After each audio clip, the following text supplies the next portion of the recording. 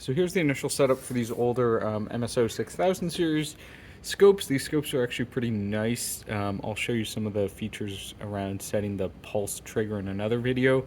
But basically, the first thing I do, turn off any channels you're not using. Other people might have been doing, lots of stuff.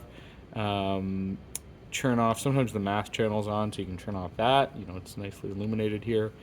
Check the coupling of the channel you're using. So it's set to AC. It displays right here on the screen.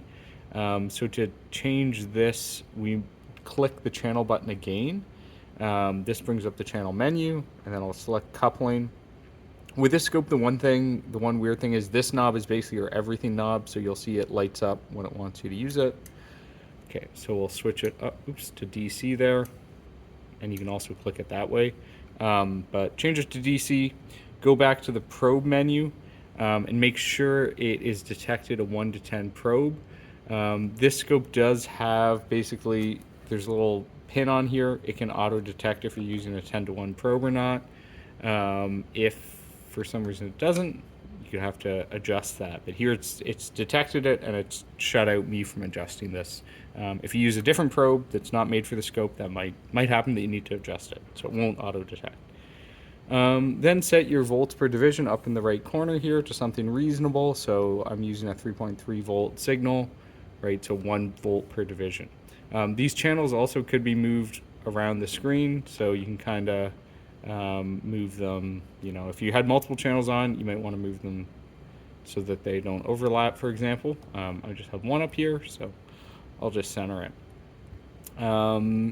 So that gets roughly here. I normally would adjust my horizontal to be something that I expect. So it has the scale up here, right, in what sort of time base we have per division. So 100 microseconds per division, whatever it is. So we'll probably do this again, but I like normally doing that quickly. We can see we have no useful trigger, so the next step is to go over here to our trigger setting.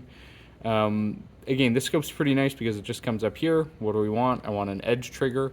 So I hit this edge button. When I hit this button, the menu here comes up for what source we're using. So right now it's been set to channel 2, which I'm not using, so I need to set that back to channel 1. So now we can see suddenly it's triggering correctly.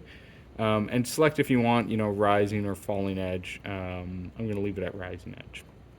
Oops, I didn't mean to select that. So there we go. So then I could go back and adjust my horizontal. At this point, you should have a pretty good waveform on the screen, so you can adjust it around if you need. So that's basically the quick setup for these MSO6000 scopes.